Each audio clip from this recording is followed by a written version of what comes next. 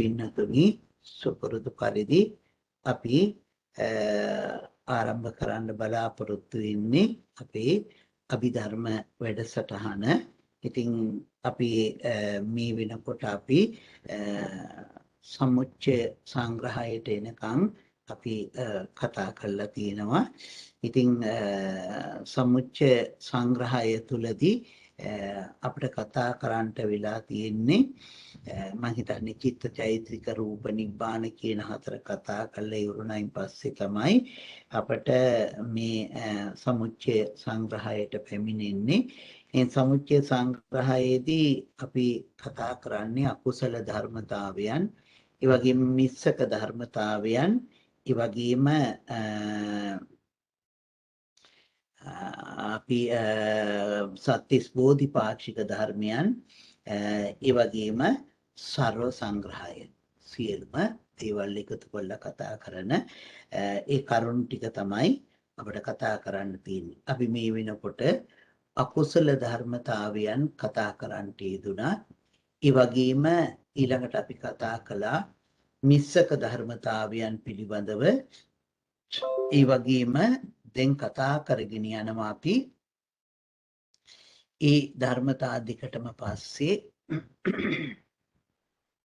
අපි ආරම්භ කරන්නට යෙදුණා සත්‍තිස් බෝධිපාක්ෂික ධර්මයන් කතා කරන්නට. ඉන් පස්සේ අපිට කතා කරන්න තියෙන්නේ සර්ව සංග්‍රහය.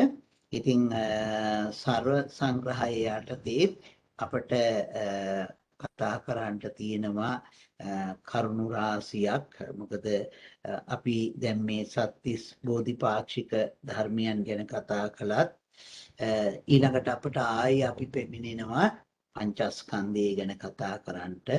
ඉතින් පංචස්කන්ධය, ඒ වගේම ආයතන, චතුරාර්ය සත්‍ය, මේවා නැවත නැවත අපි ආයේ කතා කළා තමයි ඒ කොටස අවසන් වුණායින් පස්සේ තමයි අපි ප්‍රත්‍ය කාණ්ඩයට යන්නේ. ප්‍රත්‍ය කියලා කියන්නේ හේතුඵල ධර්මයන් කතා කරන එකයි.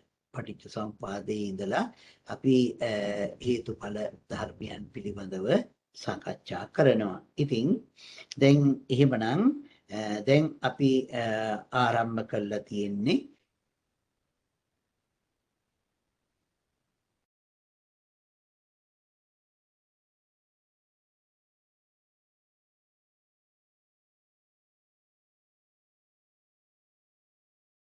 කතා කළා.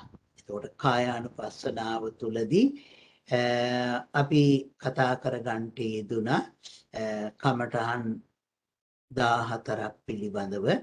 ඉතින් ඒ කමඨහන් වල ස්වභාවයන් පිළිබඳවත් අපි දිගටම කතා කරන්නට යෙදුණා. ඊළඟට අපි වේදනානුපස්සනාවේ වේදනා 9ක් කතා කළා. මේ වේදනාව අනුව බලන හැටි සාකච්ඡා කරන්නට යෙදුණා. ඒ වගේම චිත්තානුපස්සනාවේ සිත් 16 ආකාරයකට වෙන් කරගෙන ඒ ආකාරයන් දකින්න හැටි අපි කතා කළා. ඊළඟට ධම්මානුපස්සනාවේදී අපි ධම්මානුපස්සනාවේ කතා කළා නීවරණ, ඒ වගේම පංචස්කන්ධය, ආයතන, ඒ කරුණු සාකච්ඡා කළා. පංචස්කන්ධයත් ආයතනත් ඒ වගේම බොජ්ජංග ධර්මතාවේනොත් දැන් අපි එළඹිලා තිබෙනවා චතුරාර්ය සත්‍යයට.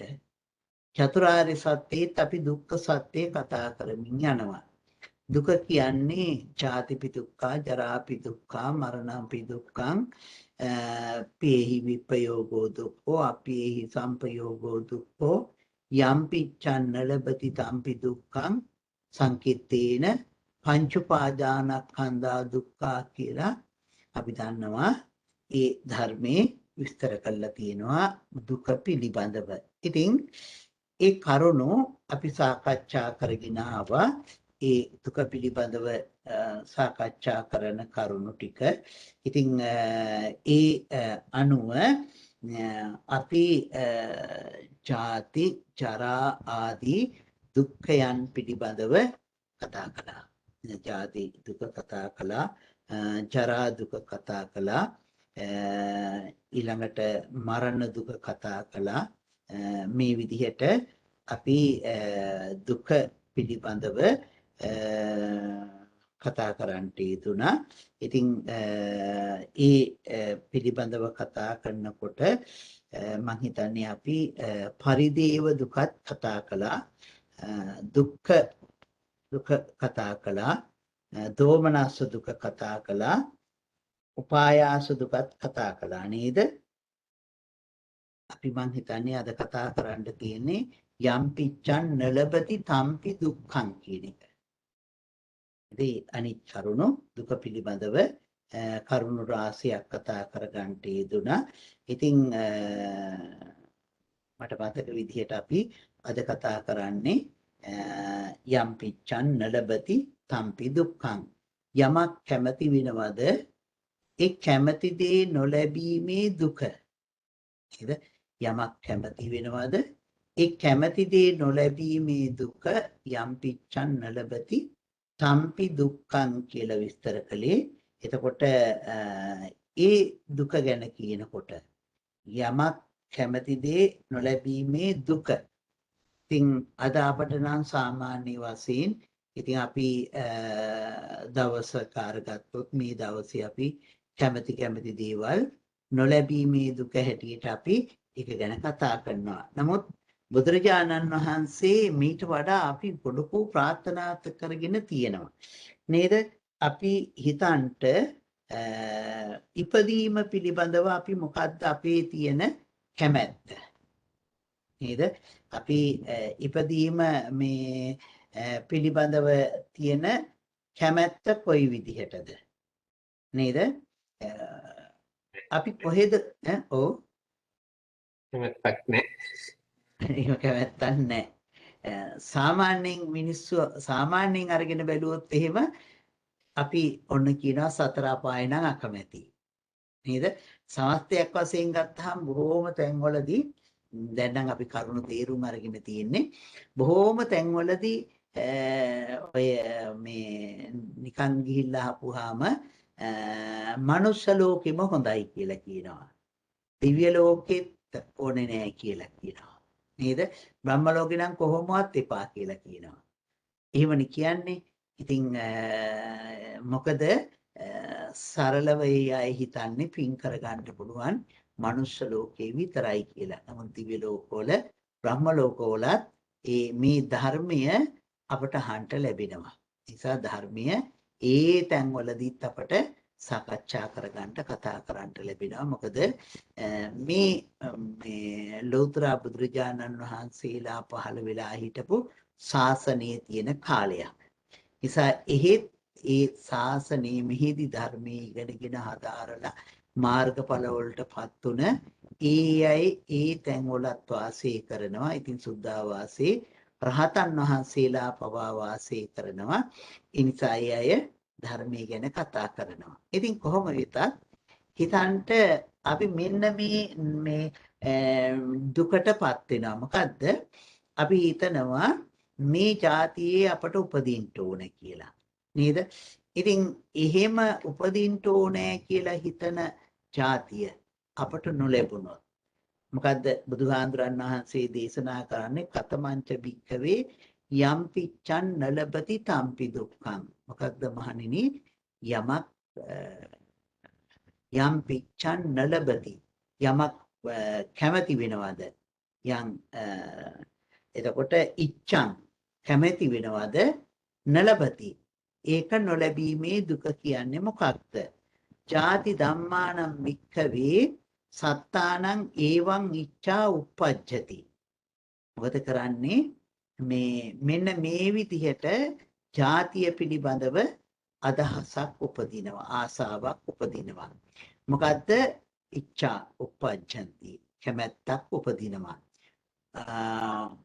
අහෝ මතමයන් න ජාති අස්සාම නච වචනෝ ජාති ආගච්ඡෙය්‍යාති. නේද? මොකද්ද මේ ජාතිය ගැන හිතන්නේ? මට මේ විදිහේ මං කැමති ඉපැත්මක් තියෙනවා නම් හොඳයි. මනුෂ්‍ය ලෝකේ ඉපදුනත් අපට ආහාර පාන ආදී සම්පත් වලින් යුක්ත තැනක ඉපදිනවා නම් හොඳයි කියලා හිතනවා. නේද? ඉතින් එහෙම තැනක උපදින්න ඕනේ කියලා ඒ ඉපදීම පිළිබඳව කැමැත්තක් ඇති කරගත්තු පුජ්‍යලයා නකෝ පණීතං ඉච්ඡාය පත්තබ්බං මෙන්න මේ විදිහට ප්‍රාර්ථනා කරගෙන ඉන්නවා. ඒ කැමැති දේ ලැබෙන්නේ නැතුව යනවා. එතකොට අන්න යාට දුකක් ඇති වෙනවා. ඒ දුක ඇති වෙනවා. එතකොට ඒකෙන් මොකක්ද කියන්නේ? කැමැති දේ නොලැබීමේ දුක ඉපත්ම පිළිබඳව. ඉතින් ඉපදීම පිළිබඳව ಜಾති කියලා කියනකොට අපි දන්නවා මේ සත්වනිකායෙහි ඒ තැන්වල ඉපදීම ಜಾතිය කියලාම හඳුන්වනවා. එතකොට ඒ ඉපදීම පිළිබඳව අපේ තිබුණු කැමැත්ත අපට ඉපදුනේ නැත්නම් ඒ අනුව ලැබුණේ නැත්නම් එතන අපට දුකක් හට ගන්නවා. නේද? ಜಾතිය පිළිබඳව ඇති වෙන දුක. බුදුහාඳුරන් වහන්සේ මේ දුක පිළිබඳව විස්තර කරන්නේ සමස්ත දුකම. ඒ කියන්නේ මනුෂ්‍ය ලෝකේ අපට විතරක් නෙමේ සියලුම සත්වයින් පිළිබඳව ඇතිවෙනා වූ දුක පිළිබඳවයි බුදුරජාණන් වහන්සේ දේශනා කරන්නේ. සමහර කරුණු මනුෂ්‍ය වශයෙන් අපට අහු නොවෙන්නත් පුළුවන්. නේද? ඒවා ඒ සත්ව කොටාසවල පවතින දුක්ඛ ඛන්දයන් වෙන්නත් පුළුවන්. ඒ නිසා සමස්ත දුක්ඛය ගැන කතා කරනකොට අපට අදාළම නොවන දේ දුක්ඛයනොත් මේ මොහොතේදී කතා කරනවා. ඊළඟට අපට තියෙන යම් පිච්ඡන් නලබති තම්පි දුක්ඛේ තමා ජරා ධම්මානං භික්ඛවේ සත්තානං එවං ඉච්ඡා උප්පජ්ජති. ජරාව පිළිබඳව කියලා කියන්නේ වයසට යෑම පිළිබඳව අපේ හිතේ මෙන්න මේ විදිහ අදහසක් ඇති වෙනවා. මොකද අහෝ අතමයන් න ජරා ධම්මා අස්සාම මට මෙන්න මේ විදිහේ වයසට යන්න එපා කියලා. දැන් ඇහුවොත් එහෙම ඒක නම් මේ අයටත් තියෙනවා. හැමදෙනාටම තියෙනවනේ. ඇහුවොත් එහෙම කොච්චරක් කල් ඉන්නවද මොකද කරන්නේ දැන් අනාගතේ බලන්න නිතරම කියනවනේ මට මගේ වැඩ ටික කරගන්න පුළුවන් වෙනකන් ජීවත් වුණොත් ඇති. ආයේ කාගෙන්වත් උපස්ථාන ලැබලා මට ජීවත් වෙන්න ඕනේ නැහැ කියලා එහෙම පැතුම කාටද නැත්තේ කියලා හිතන්නකෝ. හැම කෙනාටම තියෙනවා. එහෙම වුණොත් එහෙම එතකොට අපි කොහොමද සංසොන් සිතකින් ඉන්නේ? වයසට ගිහිල්ලා එහෙම ඉන්න අය සමහර වෙලාවට බලන්න ගියාම මේ අය අඬන්නේ නේද? සමහර අය නම් සතුටු වෙනවා වයසට ගියයින් පස්සේ කවුරු හරි බලන්න එනකොට නේද? එතකොට වයසට යනකොට මේ සියලුම දේවල් අපට අයින් වෙනවා. දැන් හිතන්නකෝ. දැන් අපි දරුවෝ අපි මෙහෙවනවා. දැන් මේ දේ කරන්න මේක කරන්න මියන්ට එපා මෙහිම ඉන්න මේ විදිහට නොයෙකුත් ඉක්මීම් කරනවා. අපි වයසට ගියාට පස්සේ බලන්නකො ටිකක් වයස්ගත වෙනකොට දරුවෝ ලොකු මහත් වෙනකොට එයා ඉගෙන කියාගෙන ඒ අය රැකී ආරක්ෂා කරනකොට අපි මහලු භාවයටපත් වෙනකොට ඒ අය කියනවා යන්න එපා ඇවිදින්න එපා මෙහෙම කරන්න එපා මේවා කරන්න එපා. අර පුංචි කාලේ අපි දරුවන්ට කිව්වට ඒව දරුවා අපට කියනවා. නේද? ඒ தත්වයකට අපි පැමිණෙනවා. එතකොට ඒ ස්වභාවය අපට එනවා. අපි ඒක තේරුම් ගන්න ඕනේ. මෙන්න මේකයි දැන් අපේ වයසට යෑමත් එක්ක අපට සිද්ධ වෙන්නේ කියලා. ඉතින් වාහනේ ලව ගන්න බැරි වෙනකොට නේද? බයිසිකලයක්වත් පැදගෙන යන්න බැරි වෙනකොට අපට ඒ දුර්වලත්වයත් එක්ක අපි කොහොමද ඉපත් කරගන්නේ කියන එක හිතන්න ඕනේ. නේද? අන්න ඒ වෙලාවේ අපට දුකක් නැතුව ඉන්න පුළුවන්කමකුත් තියෙන්න ඕනේ. ඉතින් ඒක හඳුන්වනවා මොකක්ද? අපි වයසට යෑමේ නිසා අපි ඇති වෙන දුකක්. ඉතින් වයසට යෑමේ තියෙන දුකක් තියෙනවා අපට. අර නැගිට ගන්නට යන්ට බෑ කියලා.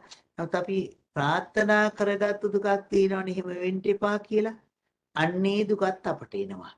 ඒක මේ අදහස මේ බලාපොරොත්තුන් අපි තුල තියෙනකොට වයසට යෑමත් එක්ක දුක් දෙකක් තියෙනවා. වයසට යෑමේ දුකත් එක්කම එනවා මොකද අපි වයසට යෑම අකමැති වුණා වූ දුක. ඉතින් දුක් දෙකම අපට ලැබෙනවා. ඊළඟට බුදුහාඳුරන් වහන්සේ මෙතෙන්දි විස්තර කරන්නේ ව්‍යාධි ධම්මානම් වික්කවේ සත්තානං ඒවං උප්පජ්ජති. ව්‍යාධි ධර්මයේ ලෙඩවීම පිළිබඳව සත්වයින්ට මෙන්න මේ විදිහේ දෙයක් උපදිනවලු. ඡාවක් උපදිනවා, කැමැත්තක් උපදිනවා. මොකද්ද මේ කැමැත්ත? අහෝ අතමයන් ව්‍යාධි ධම්මා අස්සාම න වචනෝ ව්‍යාධින් ආගච්ඡෙය්‍යාති. අද මේ ව්‍යාධිය පිළිබඳව ඇති වෙන්නේ මට නම් ලෙඩ වෙන්න එපා. එහෙමනේ හිතන්නේ. මට නම් ලෙඩ වෙන්න එපා කියලා හිතනවා. දැන් හිතන්ට ලෙඩ වෙන්න එපා කියලා හිතුණාට ලෙඩ නොවී තියෙයිද? නේද? නමුත් ලෙඩ වෙනවා. ඉතින් ලෙඩ වුණයින් පස්සේ අර අපි එපා කියලා ජීවිතේ හිතාගත්තු දේත් අපි ළඟට පැමිණිලා. නේද? ඒ වගේම ලෙඩවීමේ දුකත් අපි ළඟට ඇවිදිලා. ඒ නිසා බලන්න මම අර ඉස්සෙල්ලා කිව්වා වගේ වයසකට ආයේ බලන්න යනවා වගේම ලෙඩ වුණ අය බලන්න ගියාම සමහර අය දැක්ක වෙලාවේ ඉඳලා අඬනවනේ. දැක්ක වෙලාවේ ඉඳලා අඬනවා. ඒ අඬන්නේ මට නම් තේරෙන්නේ ලෙඩට නම් නෙවෙයි. ලෙඩ නොවීන්න ඕනයි කියලා හිතාගෙන ප්‍රාර්ථනාවක් තිබුණානේ. අන්නේ නිසා තමයි අඬන්නේ. මොකද මම ලෙඩ වුණා. අපි කවුරුත් බලන්න නොගිහින් ඉන්න වෙලාවේදී එයා අඬන්නේ නැතුව ඉන්නවා. කවුරු හරි බලන්න ගියාම එයා අඬනවා. නේද? ඇයි අපි ලෙඩ වෙන්න එපා කියලා හිතුවා. නමුත් අපට මොකද වුනේ? ලෙඩ වුණා. ඉතින් ඒකත් මොකද්ද අපි කැමැති දේ නොලැබීමේ දුක. නිරෝගීව ඉන්න ඕනේ කියලා හිතුවට අපට නිරෝගීව ඉන්න ලැබෙන්නේ නැහැ.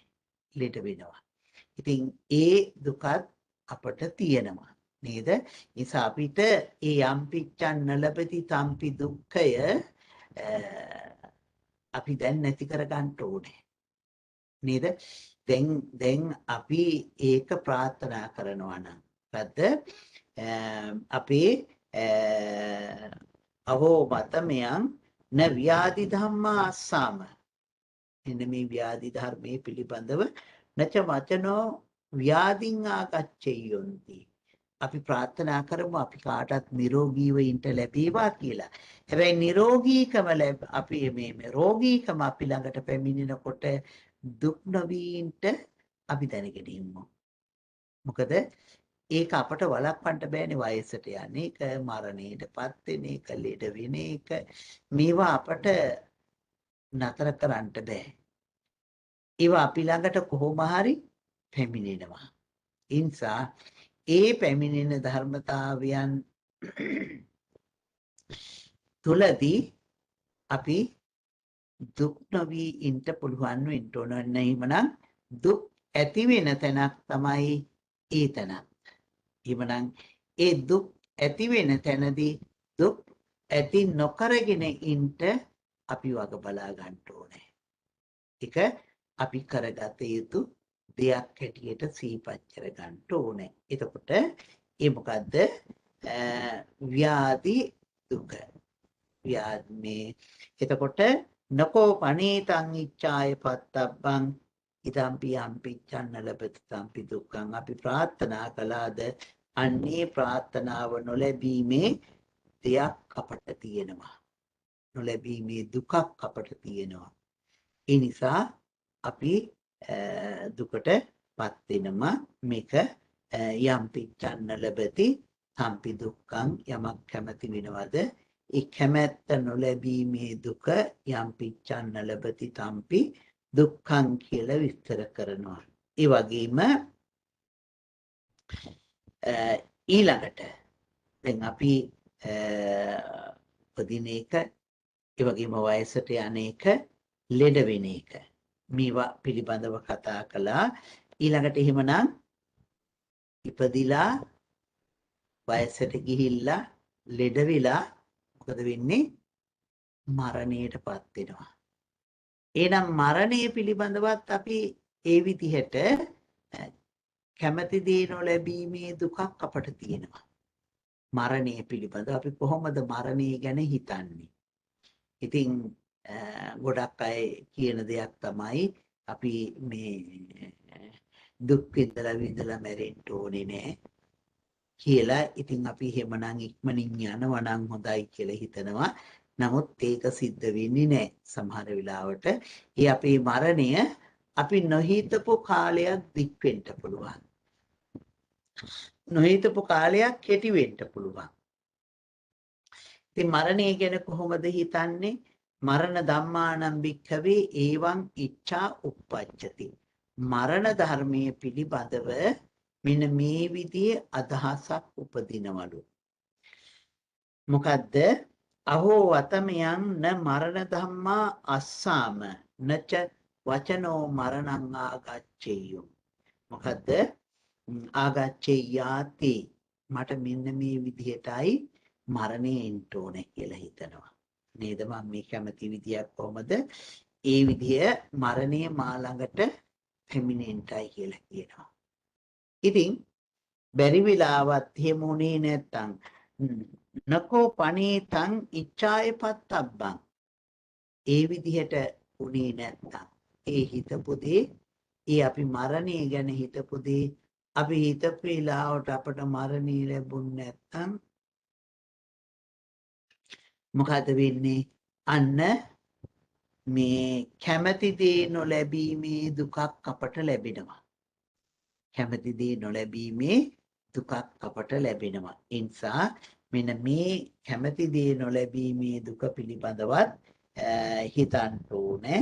ඉතින් ඒ වගේම මේ ශෝක ධර්මයේ පිළිබඳවත්, ශෝකේ අපේ හිතට එන්න එපා කියලා හිතුවට අපට එනවා. එතකොට අපි මොකද කරන්න ඕනේ? ශෝක නොවී ඉන්න ඕනේ. නමුත් ශෝක ධර්මතාවයේ එන්න එපා කියලා හිතාගෙන හිටියට එනකොට ශෝකේ නිසා දුකකුත් තියෙනවා. ශෝකේ එන්න එපා කියලා හිතලා ආපු දුකකුත් තියෙනවා. නේද? ඒ නිසා මේකත් අපි හරියට දකින්න. නේද? ඒ ශෝක නොකර ඉන්න අපි ශෝකයේ පිළිබඳව කතා කළා. අහෝ අතමයන් න ශෝක ධම්මා අස්සාම නච වචනෝ ශෝකං ආගච්ඡේයුම් ආගච්ඡේයාති නකෝ පනේතං ඉච්ඡාය පත්තබ්බං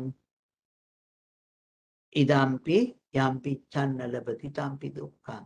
එහෙමනම් අපි මෙන්න මේ විදියට ශෝකේ මට එන්න එපා කියලා කැමැත්තක් තිබුණත් ශෝකේ මං කාවට පැමිණෙනවා. අන්න එතකොට අපි ඒ දුකත් භුක්ති විඳිනවා. නේද? ඒ නිසා ඒ දුකත් අපට අයින් කරගන්න පුළුවන් වෙනවා.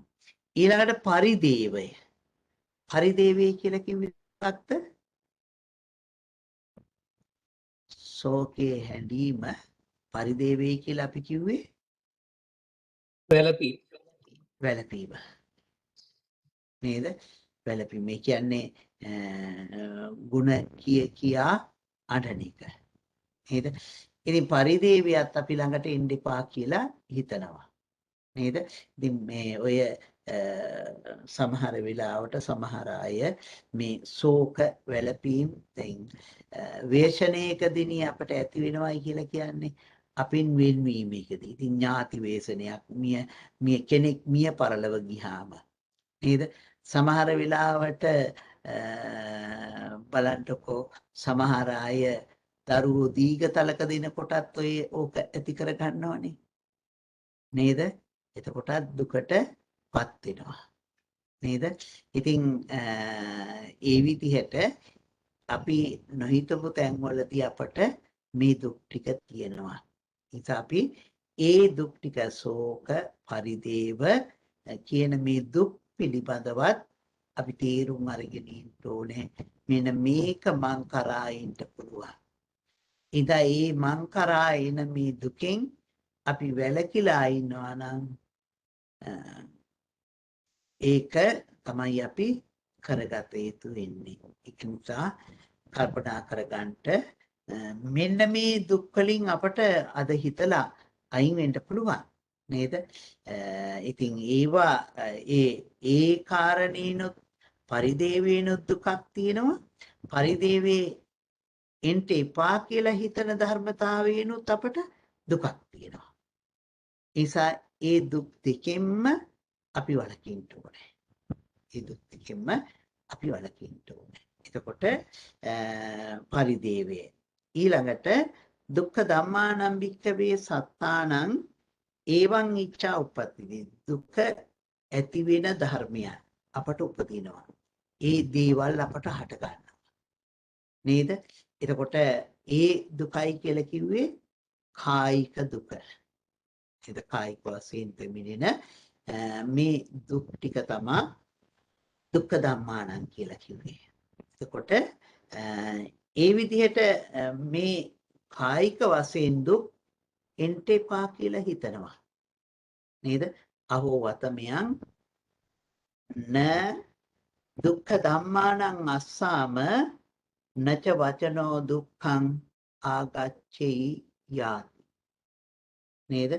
එතකොට මෙන්න මේ විදිහට අපි හිතනවා මොකක්ද? කායික වශයෙන් නැති වෙන දුක් අපට ඇති වෙන්න එපා කියලා. නමුත් කායික වශයෙන් අපට දුක් හට ගන්නවා. අතපය රිදෙනවා, නැගිට ගන්න බෑ, ඉඳ ගන්න බෑ, මේ දුක් එනවා. එතකොට ඒ දුක්ඛ ස්වභාවයන් ටික අපි තේරුම් අරගෙන ඉන්න ඕනේ.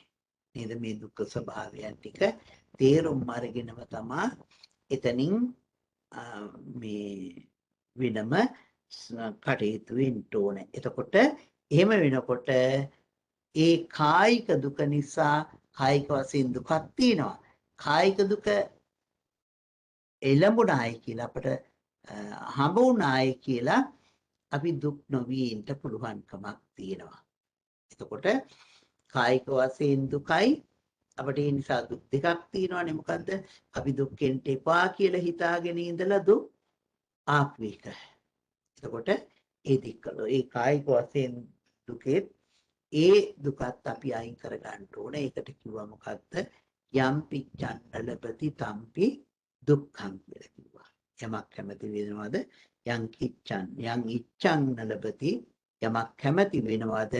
අන්නේ කැමති දේ නොලැබීමේ දුකක් අපට තියෙනවා. ඊළඟට අපි දන්නවා මනස පිළිබඳව නේද? දෝමනස්සානම් භික්ඛවේ සත්තානං ඒවං ඉච්ඡා උප්පජ්ජති. අවෝවතමයන් න දෝමනස්ස ධම්මා අස්සාම නච වචනෝ දෝමනස්සං ආගච්ඡෙය්‍යොම්. අපි හිතනවානේ තරහ අපට ඉන්න එපා. නේද? තරහ සිතිවිලි අපට ඉන්න එපා. තරහින් වචනයක්වත් කියවෙන්න එපා. මේ නොඑක් විදිහට අපි සිහිපත් කර ගන්නවා. ඒකට කැමැත්තෙන් ඉන්නවා. තරහින් එපා කියලා. නමුත් දන්නේම නැතුව තරහ ගියොත් එහෙම සිහිය නැතුව ඉඳලා එතකොට අපි මොකද්ද හිතන්නේ කියලා හිතා ගන්න ඕනේ.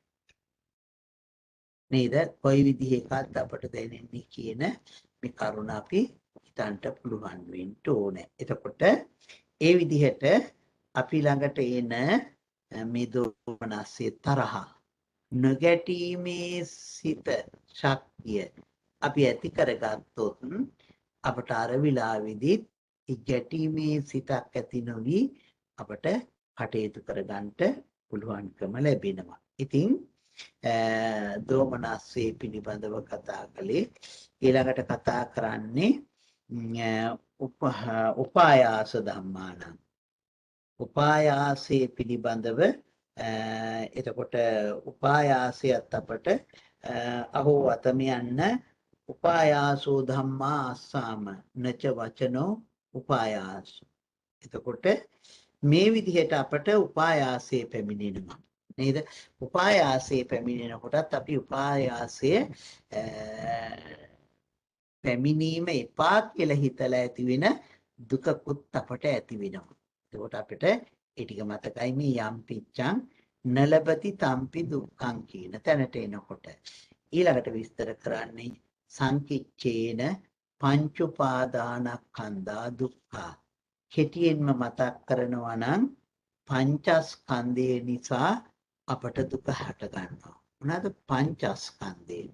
රූප වේදනා සංඥා සංඛාර විඥාන කියන මෙන්න මේ ස්කන්ධයන් නිසා අපිට උපාදාන වශයෙන් ගැනීම වශයෙන් අපට මේ වේදනාවන් මේ එහෙම නැත්නම් මේ දුක්ඛයන් අපි කරා පැමිණෙනවා. එතකොට සරලව කිව්වොත් මේ රූප වේදනා සංඥා සංඛාර විඥාන කියන මෙන්න මේවා නිසා මොකද වෙන්නේ අපට දුක් හට ගන්නවා. නේද? දුක් හට ගන්නවා. ඉතින් දැන් උප්පත්ති දුක හැම කියලා කියනකොට මිනිස්සෙක් වශයෙන් උපදිනකොට අපට දුක් තියෙනවනේ. ජාති දුක නේද? මිනිස්සෙක් වශයෙන් මේ ලෝකේ උපදිනකොට කුරුල්ලෙක් පිටරයක් ඇතුලේ ඉන්නකොට දුකක් තියෙනවා. නේද? ඒ නිසා මව් කුස කියලා කියන්නේ සුවඳ හමන තැනක් නෙමෙයිනේ. පිළිකුල් සහගත එක තැනම පැසිලා තිබෙන දේවල් ගොඩකින් නිර්මාණය වෙච්ච එකක්. නේද? එතකොට ඉපදීම නිසා මිනිස්සෙක් වශයෙන් අපට ඒ දුක් ටිකක් තියෙනවා. ඉතින් ඒ විදිහට මේ අපට තියෙන මේ දුක් ටික තමයි මේ බුදුහාමුදුරන් වහන්සේ අපිට විතරක් නෙමේ මේ ලෝකේ ඉන්න සියලුම සත්වයින්ට ඇති වෙන දුක් සියල්ලම විස්තර කළා. එතකොට ඒ දුක කොච්චරද කියන එක අපට හිතා ගන්න පුළුවන්. දැන් හිතන්න අපට කොච්චර දුක් තියෙනවද? ඒ හැම දුකක්ම අපි මොකද කරන්නේ? වහගෙන ඉන්නවා. හැම දුකක්ම අපි වහගෙන ඉන්නවා. ඒ කිසියම් හෝ දුකක් අපි ඇරෙන්න දෙන්නේ නැහැ. එහෙම නිසා මොකද වෙන්නේ? අපට දුක් තව තවත් වැඩි වෙනවා. ඒ නිසා අපි දුකක් හැටියට තේරුම් ගන්න ඕනේ. රූප වේදනා සංඥා සංකාර විඥාන කියන මේ ස්කන්ධ පහ අරමුණු කරගෙන තමයි අපට දුක් පැමිණෙන්නේ කියලා අපි දැනගෙන තියෙන්න ඕනේ. එතකොට මෙන්න මේ විදිහට මෙතෙන්දී දුක ගැන කතා කළා. දුක පිළිබඳව කතා කළා. එතකොට අපි දුක්ඛ සත්‍ය අපි මොකද කරන්න ඕනේ? පිරිසිඳ දැනගන්න ඕනේ. ඒ දුක්ඛ සත්‍ය අපි මේ දැනගත්තා කියලා හරි දකින්න ඕනේ. ඒ නිසා දුක පිළිබඳව අපි දන්නවා, දුක් විඳිනවා. හැමතැනම අපට දුක් තියෙනවා. නමුත් ඒක දුකයි කියලා දුකේ ස්වභාවය අපි බොහොම අඩුවෙන් දකින්නේ. එතකොට ඒ නිසා දුකයි කියන දුකයි කියන විශේෂිත තත්ත්වයෙන් අපි අපේ සිත මුදව ගන්නට පුළුවන් වෙන්න ඕනේ. එතකොට ඒ නිසා අපට අර මේ ජීවිතේ ලැබෙන සියලු දේවල් වලින් දුක් නොවි ඉන්න පුළුවන් වෙනවා. ඉතින් ඒ නිසා දුක පිරිසිඳ දැනගන්නකොට දුක දුකක් වශයෙන් දකිනවා දුක නිසා දුක් වෙන්නේ නැහැ. පිරිසිදු දැනගත්තට මොකද වෙන්නේ? දුක දුකක් නිසා අපි දුකටපත් නොවි ඉන්න පුළුවන්කම තියෙනවා. එතකොට ඊළඟට එළඹෙන්නේ දුක්ඛ සමුදය. ඒකයි මම මේ චුට්ටක් ඒ පිළිබඳව හිමින් කතා කළේ. දුක්ඛ සමුදය පිළිබඳව විස්තර කරන්නේ මේ විදිහට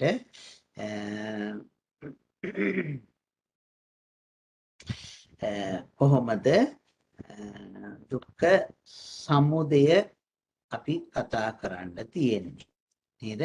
දුක්ඛ සමුදය කියලා කියනකොට අපි දන්නවා ඒක කොහොම දිකට කතා කරන්න තියෙන දෙයක්. දුක්ඛ සමුදය සත්‍යය බොහෝ සූත්‍රවල විස්තර කරලා තියෙනවා අඩුයි. ඉතින් පුංචි වාක්‍යයකින් විතරක් විස්තර කරනවා කොහොමද තණ්හාය අශේෂ යෝතස්සායේව තණ්හාය ඕනෝ භවිකා නන්දි රාග සහගතා තත්‍රා බිනන්දනී සෙය්‍යති ඉදං කාම තණ්හා භව තණ්හා විභව තණ්හා කියලා තමයි එතන විස්තර කරන්නේ. එතකොට යායන් තණ්හා ඕනෝ භවිකා යම් තෘෂ්ණාවක් තියනවාද පුනර්භවයක් ඇති කළා තියන්න පුළුවන් විදිය යායන් තණ්හා පෝනෝ භවිකා තත්‍රාභිනන්දනී ඒ තැන්වල ඇලෙන සතුටටපත් වෙන තත්‍රාභිනන්දනී සෙය්‍යති ඉදං කාම තණ්හා භව තණ්හා විභව තණ්හා.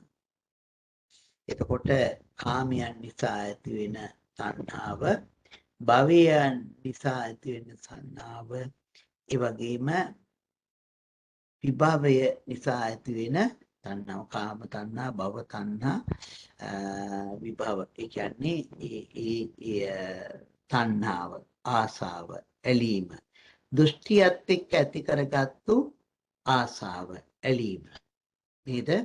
මේ තණ්හාව. එතකොට මෙන්න මේ තණ්හාව පිළිබඳව සතිපට්ඨාන සූත්‍රයේදී බුදුරජාණන් වහන්සේ බොහෝම ලස්සනට කරුණු රැසක් දේශනා කරනවා. මම හිතන්නේ ඒක දැන් අපට මතකයි. අපි නොඑක් වතාවන් වලදී ඒකත් සාකච්ඡා කළා තියෙනවා. නේද? නමුත් ඉතින් සතිපට්ඨානේ අපි තිබෙන නිසාම වචනයෙන් හරි කතා කරගෙන යා යුතු වෙනවා නැවත අපට මතක් කරගන්න පුළුවන් වෙන විදිහට. කතමංච බික්කවේ දුක්ඛවම චුට්ටක් ආපහු අර දුක පිරිසිඳ දැන ගැනීම පොඩ්ඩක් ප්‍රශ්නයක් තියෙනවා කතා කරන්න පුළුවන්ද? ඔව්. දැන් දුකක් ලෙස දකින්න එකයි ඊළඟට අර ඒකටපත් වෙන්න තියෙන ඒකට තියෙන අකමැත්ත නිසා ඇති වෙන දුකයි දෙකම නේද අපි කතා කරේ. පිරිසිඳ දැන ගන්නවා කියන්නේ පිරිසිදු දැනගන්නවා කියන්නේ අපි දැන් ඇත්තටම අපි සාමාන්‍යයෙන් ඉන්නකොට දුක විඳිනවා. ඔව් එහෙමයි. ඒ විඳින දුක දුකක් හැටියට දකිනවා. ඒ කියන්නේ දැන් හිතන්නකෝ අපට දුකක් වෙනවා. දුකක් එනකොට අපි දුක තුලට බැහැ ගන්නවා. ඊට පස්සේ මොකද කරන්නේ? අඬනවා, වැළපෙනවා, ඒ ටික දිගටම යනවා. අපට දුකක් එනවා. ඒ දුකක් එනකොට අපි දකිනවා දැන් මගේ හිතට දැන් දුකක් ආවා කියලා. එහෙම එනකොට අපි අර ඇඬීම් වැළපීම් වලට යන්නේ නැහැ. නේද? ඇයි මේක දුකක් කියලා දකිනවා. ඒ නිසා එතනින් එහාට යන්න ඕනේ මේ දුකක් කියලා දැක්කා. දැන් අපි මේ දුකක් ඇති වුණාම මේ දුක අපි අවල් දේ හින්දා දුකක් දුක ඇතුණා කියලා හිතනවනේ සාමාන්‍ය විදිහට එහෙම හිතන්නේ නැතුව ඒ කියන්නේ මේ මොකක් හරි මේ ඇති වෙච්ච දුක ඇති උනේ මේ භවයේ මම ඉන්න හින්දා ඒ කියන්නේ ඒ භවයේ ඉන්න එක මම නැති කරගන්නේ මේ මොකක් හරි මම කරපු කර්මයක විපාකයක් හින්දා ආපු දුකක් මේක. ඒතර මේක මේ ඒක මේ භවය නැති කරගන්න ඕන කියන තැන එහෙම හිතලා මේ හිත හදාගන්න එක තමයි තියෙන්නේ. එහෙමද? ඒක ක්‍රමයක්. අපේ හිතට වේශනේ ඇති වෙන එක නැති කර ගන්න පුළුවන් එක ක්‍රමයක්. වේශනේ නැති කර ගන්න පුළුවන් ක්‍රමයක්. නේද? එහෙම නැත්නම් මෙහෙම හිතන්නකෝ දැන් අපි හුස්ම බලනවා. නේද? අපි හුස්ම තියෙනවා නිතර. අපි ওই හුස්ම බලනවා. එතකොට අපි දකිනවා හුස්ම ඇතුල් වෙනවා, හුස්ම පිට වෙනවා. ඒ හුස්මේ ස්වභාවයන් අපි දකිනවා කෙටිව, දුරට, ළඟට මේ ඒ විදිහට හුස්ම පිළිබඳව දකිනවා. දැන් හිතන්නකෝ අපේ හිතට දුක්ඛිත ස්වභාවයක් එනකොට ඒ හිතේ තියෙන දුක දුකක් කියලා දකිනවනම් අර හුස්ම බලනවා වගේ. එහෙම නැත්නම් දැන් හිතන්නකෝ කායික වේදනාවක් ඇති වෙනකොට කකුලේ මේ කකුල් නමාගෙන ඉන්නකොට දනිස්සේ වේදනාවක් එනවා. අපි මේ දනිස්සේ වේදනාවක් දැන් අපි හුස්ම දකින්න එක නම් රූප ධර්මතාවයක්නේ. වේදනාව කියන එක නාම ධර්මතාවයක්. ඒ නාම ධර්මතාවයත් සිතෙන් දකිනවා. ඒ වගේම ඒ සිතේ ඇති වෙන තවත් ස්වභාවයක් තමයි දුක. ඒ දුක අපිට පුළුවන් නම් අර විදිහටම දකින්න මේ දුකක් කියලා වේදනාව දිහා බැලුවා වගේ ආශ්වාස ප්‍රශ්වාසයේ දිහා බැලුවා වගේ අන්න එතකොට අපට පිරිසිදු දැනගන්න පුළුවන් වෙනවා. නේද? එතකොට අපි එහෙම නැත්නම් දුක තුල බැහැගෙන ඒ දුක තුල යන්නේ. දුරේ ඉඳලා බලනවා වෙන කෙනෙක් බලනවා වගේ බලනවා වගේ දකිනවා. ඒකට ඒක චිත්තානුපස්සනාව වගේ වෙන්නේ. චිත්තානුපස්සනාව වගේ වෙන්නත් පුළුවන්. නමුත් අපි බලන්නේ මේ සිතක් වශයෙන් නෙමෙයිනේ ධර්මතාවයක් වශයෙන්. ධම්මානුපස්සනාව. දැන් හිතන්නකෝ නීවරණ ටිකත් අපිට චිත්තානුපස්සනාව ධම්මානුපස්සනාව දෙකටම අයිති වෙනවනේ. රාගසිතක් ඇති වෙනවා රාගසිතක් කියලා දකිනවා. මේකේ දකිනවා කාමච්ඡන්දේ කියලා. නීවරණේ කියනකොට. වචනේ වෙනස විතරයි තියෙන්නේ අපට. දෙකම එකක් අරක සිතක් වශයෙන් දැක්කා මේක ධර්මතාවයක් වශයෙන් දැක්කා. එතකොට ඒක ධම්මානුපස්සනාවට එනවා. ස්වාමීන් වහන්සේ දුක පිළිසිඳ දැනගන්න පුළුවන් කියන්නේ අපි ගොඩක් ඒක වැඩිලා කියන්නේ ධම්මානුපස්සනාවට එනකම්ම වැඩිලා තියෙන්න ඕනේ එහෙම දැනගන්න නේද? ඔව් ඒ කියන්නේ ඇත්තටම මේ දැන් ධම්මානුපස්සනාවට එනකම් වෙටනවා කියලා කිව්වත් දැන් කායානුපස්සනාවත් අපිව නිවනට අරගෙන යනවා. එහෙමයි. දැන් කායානුපස්සනාවේ ආනාපාන සතියත් අපිව නිවනටම අරගෙන යනවා. සිහියත් අපිව නිවනටම අරගෙන යනවා. එතකොට අපි එකම කාරණේ වඩාගෙන යන්නේ සිහිය වඩනවා. ඉතින් අපට ජීවිතේ ඒ වෙලාවට හම්බ වෙන ධර්මතාවයන් තුළ අපි ඒක දකිනවා. කායනුපස්සනාවේ අපි අරමුණු කරන්නේම රූප ධර්මතාවයන්නේ. එහෙමයි. එතකොට ඒ රූප ධර්මතාවයන් අපට ඇත්තටම බලන්න ලේසි. නාම ධර්මතාවයට වැඩිය.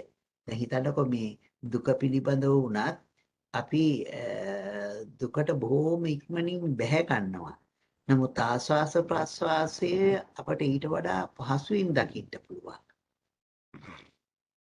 අපි සංසාරේ ගොඩාක් දුකට බැහැලම ඉඳලා පුරුදු වෙලා තියෙන නිසා දුකක් එනකොටම දුකට බැහැ ගන්නවා. හ්ම්. දුක ඔව් එහෙමයි. ඒක අඳුර ගන්න කලින් ඒකට බැහැගෙන ඉවර වෙනවා නේද? බැහැගෙන ඉවර වෙනවා. හ්ම්. ඉතින් අපි බහින් නැතුව එක දකින්න ඕනේ. හ්ම්. අමුතුවෙන් ඒක එතකොට අපි හිතමු අපිට සෑහෙන වේදනාවක් ආව කියලා දක්කැක්මක් වගේ සෑහෙන දරා ගන්න බැරි තරම් ඒ කිව්වේ මහත්තයා වේදනාවක් කියලා කිව්වේ මේ කායික වේදනාවක්ද? ඔව් කායික වේදනාවක්. එතකොට ඒකත් ඔව්. දුකක් නේ. ඒක දුකක්. ඔව්. එතකොට ඒ වගේ අවස්ථාවක ඉතින් අපි කොහොමද ඒක ඒ දරා ගන්න බැරි තරම් ලෙවල් එකකට තේරුම් ගන්න තරම් බුද්ධියක් තියෙන්න ඕන ඇත්තටම නේ. ඔව් අපි ඇත්තටම මේ වගේ වෙලාවල් වලදී ඒ ධර්මතාවයේ මෙනෙහි නොකොට වෙනින් ධර්ම මෙනෙහි කළා තියෙනවා නේද? අපි බොජ්ජංග ධර්ම දේශනාවන් පිළිබඳව හිතනකොට ඒ රහතන් වහන්සේලාම ප්‍රකාශ කරන්නේ මේ දුක ඉවසන්ට බෑ කියලා. ඔව්. නේද? ඒක බාල්ල ගිලානෝ කියලානේ කියන්නේ. බාල්ල ගිලානේ කියලා කියන්නේ මහත්ය කිව්ව විදිහ ඔන්න ඒ විදිහේ දැඩි දුකක්. ඔව්. දැන් බාල්ල ගිලානේ කියලා කියන්නේ ඒක අර පුංචිවට අපට එන දුකක් නෙමෙයි. ඔව්. ඒක මහා දුකක්.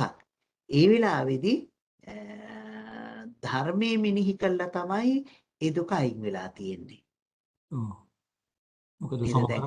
සමහර අය දැන් කෑ ගහන සයිස් එකටම ඒක දුක් මුසු තත්යකටපත් වෙනවනේ සමහර ඔව්. වෙලාවට ඒ කියන්නේ වේදනාව දරා ගන්නම බැරි වෙනකොට. ඔව්. ඒකත් ඉතින් ඒක දුකක් නේ ඇත්තටම. ඉතින් ජීවත් වෙන හින්දානේ ඒ දුක එන්නේ එතකොට. දුක එන්නේ. ඔව්. ඒ වගේ ඒ වෙලාවට අර ඒ දුක නැති කරගන්නට ඉතින් හිතන්නකෝ රහතන් වහන්සේලාට පවා ධර්මයේ මෙනෙහි කළා. ඒ කියන්නේ බුදුහාඳුරන් වහන්සේ බොජ්ජංග ධර්මයේ දේශනා කළේ නේද? එතෙන්දී බුදුහාඳුරන් වහන්සේ දේශනා කරන්නේ භාවිතා බහුලී කතා කියලානේ දේශනා කරන්නේ. ඔව්. මේක භාවිතා කළා බහුලීකృత කළා. නේද? ඔව්. ඒ කරුණු ටික සිහිපත් කරනකොට ඔව්. තමයි ඒ දුක අයින් වෙලා ගියේ. හ්ම්.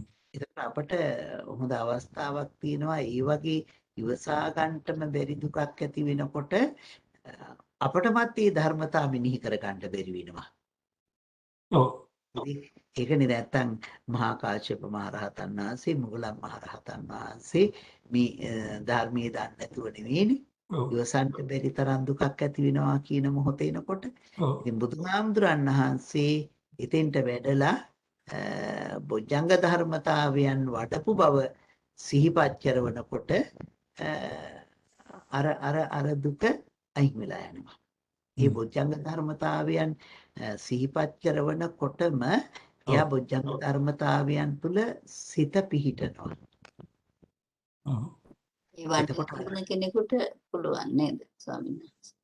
අම්මා ඒ බොජ්ජංග වඩලා තියෙන කෙනෙකුට මතක් කරලා දෙනකොට ඒක පිළිටව ගන්න පුළුවන් වෙනවා නේද? පිළිටව ගන්න පුළුවන්. ඔව් ඒකනේ රහතන් වහන්සේලාට දැන් අපි එතනින් පල්ලෙහා කෙනෙකුට එනකොට තමයි අපි ඇත්තටම දැන් පිරිත් කියනවා කියන එක තුලත් තියෙන්නේ ඕකමනේ නේද? දැන් පිරිත් යන සමහරලාට යා ඒක මේ තේරුම දන්නේ නැහැ. නමුත් පිරිත කියන එක දන්නවා හොඳයි කියලා දන්නවා. යහපතක් වෙනවා කියලා දන්නවා. හොඳ වචන ශක්තියක් කියලා දන්නවා. එයාට අන්නේ ශක්තිය නිසා අර අපහසුකම සිත දුරු වෙනවා. එයාට ඒත් එක්කම ඒ ධර්මතා එකක් දෙකක් හෝ හිතට මෙනෙහි වුණොත් පහසුවෙන්ම එයාගේ දුක එයා තුළින් ඉවත් කරගන්න පුළුවන් වෙනවා. නේද? වඩලා තියෙන කෙනෙක් නම් කොච්චර ලේසිද කියලා තේරෙනවා නේද? ඔව්. වඩලා තියෙන කෙනෙකුට ඒක හරි ලේසියෙන්ම ඒ ධර්මතා ඇහෙනකොටම එතනින් මිදෙන්න පුළුවන් වෙනවා. එතකොට ඒක ස්වාමීන් වහන්සේ දුක පිළිසිඳ දැනගන්නවා කියන්නේ අපි ඒවා ඒ කියන්නේ මේ භාවනාව හොඳටම වඩලා තියෙන්න ඕනේ කියන එක නේද? තියෙන්න ඕනේ අම්මා. ඔව්. ඒ කියන්නේ දුක පිළිසිඳ දැනගත්තා කියන්නේම මේ දැන් දුක කියන්නේ චතුරාර්ය සත්‍ය එකක්නේ. ඔව්. ඒ කියන්නේ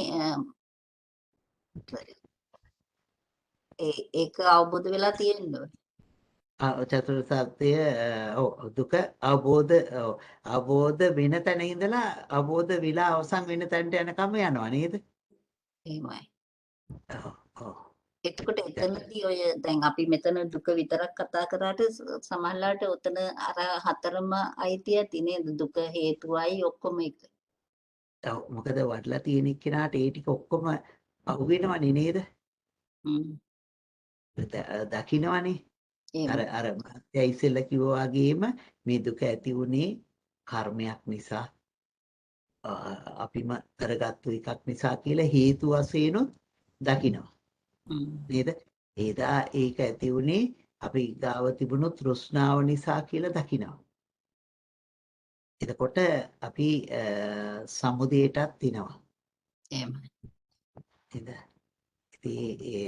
ඇත්තට අපි ඉතින් මේ ඔක්කොම විස්තර කරන්නේ වචන වලින් නේද?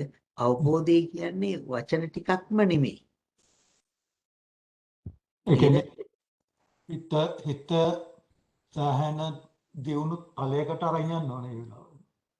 ඔව් ඔව් ඔව්. ඒක එතකොට නේ තේරුම් ගන්න පුළුවන්. ඔව් ඒක හරි මහත්තයා. දැන් ඔය කායික දුක නම් හඳුරන්නේ අපි යම්කිසි සමාධියකට වගේ ගියාමත් කායික දුක අත්හැරෙනවනේ. නැති වෙනවනේ ප්‍රීතිය පැමිණෙනකොට නේද? ඔව්. එතකොට කායික දුක සාමාන්‍යයෙන් ඔය ඇති වෙන සමහර ඒවා එහෙම අමතක කරන්න පුළුවන් වගේ එකක් තියෙනවනේ. නමුත් මෙතන කතා කරන්නේ එහෙම නෙමෙයි නේද? එතනින් එහාට ගිය එකක් නේද? එහා ගිය දුකක්. ඔව්.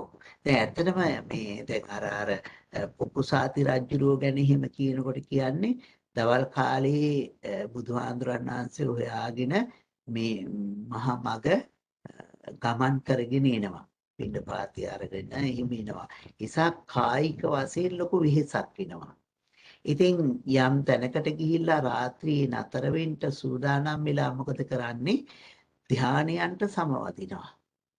එතකොට කායික දුක නිකම්ම නැති වෙලා යනවා. කායික වෙහෙස නැති වෙලා යනවා. අර ධර්මතාවයන් නිසා කායික දුක නැති වෙනවා. දිට්ඨ ධම්ම සුඛ විහරණය වගේ. අන්න හරි. දිට්ඨ ධම්ම සුඛ විහරණයම තමයි. ඔව්. ඒ කියන්නේ දැන් අපි විහෙසටපත් වෙලා ඒ දවස් මහන්සි වෙලා අද භාවනා කරගන්නත් බෑ කියලා හිතාගෙන හිටියට අපි ඉඳගන්නත් අමාරුයි කියලා හිතුණත් අපි ඇඳක හරි ඇලවිලා ඉන්න ගමන් සිත අපි ළඟට අරගෙන අපි තුල පිහිටවලා තියෙනකොට සමහර මේ හොඳට අත්දකින්න පුළුවන් වෙයි අපි මේ දුක බොහොම ඉක්මනින් නැති වෙලා යනවා. සමහරලාට විනාඩි 10ක් S2 පියාගෙන ඉන්න තියෙනවා නම් අර අපහසු සියල්ලම අයින් කරගන්න පුළුවන් වෙනවා. ඉතින් හිතන්ට ඉද්ධිපාද ඒව දිගටම වඩපු කෙනෙක් ඉන්නවා නම් ඡන්ද චිත්ත විරිය විමර්ශන නේද? ඒ කියන්නේ මේ ගුණ ධර්ම ටිකමනේ. ඒවා දිගට වඩපු කෙනෙක් ඉන්නවා නම් එයාට මේ කය දීර්ඝ කාලයක් පවත්වන්න පුළුවන් කියන එක අපට අපි අර චූටි අත්දැකීමෙන් අපට අහු වෙනවනේ නේද? ඒ වෙලාවේ තියෙන අපහසුකම දුරු කර ගන්න පුළුවන් නම් මේ ධර්මතාවයන් තවත් බොහෝ කොට වඩපු කෙනෙකුට Taman ඒ ධර්මතාවයන් බලයෙන්ම දීර්ඝ කාලයක් ශරීරය පවත්වා ගන්න පුළුවන් වෙනවා. අර අපහසුකම් ටික දුරු කරගෙන. එහෙමයි. අමුතුවෙන් තව විදියකට බලනකොට දැන් දුකක් ඇති වෙන්නේ හේතුවක් මතනේ. ඔව් මහත්තයා. හේතු ඵල විදියට ඒ කියන්නේ ඒකේ ඵලයක් වශයෙන් නේ දුක. ඉතින් එතකොට දැන් අපි දැනගන්න ඕනේ මොකද්ද හේතුව කියලා. හේතුව දැනගෙන හේතුව තමයි අයින් කරගන්න ඕනේ. නෑ මහත්තයා දැන් දුකක් ඇති වීමේ හේතුව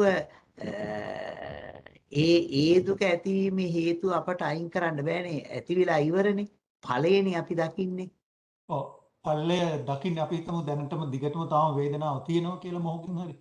තාම ඔව් ඒ කියන්නේ ඵලය තාම යනවා දිගටම. දැන් අපි හිතමු දත එකක්කමක් හැදිලා දරා ගන්න බැරි තරම් මොකක් හරි තුවාලයක් වෙලා හරි මොකක් හරි ඒක තාම තියෙනවා ඒක. දැන් ඒකටත් හේතුවක් තියෙනවනේ ඒක එහෙම වෙන්න. ඔව් ඔව් එතකොට අන්නේ දැන් ඒ දත එකක්ම හැදිලා අපි හිතමු විනාඩි 20ක් හරි 30ක් හරි තියෙනවා නම් දැන් හැදෙන ඔව් මොහොතේ ඉඳන් මම දන්නවා මේ දත එකක්ම හැදුනේ මේකයි හේතුව කියලා. දැන් එතකොට ඔව් හිත දියුණු කරගන්නවා කියන්නේ හේතුව දැකලා හේතුව අයින් කරන එකද?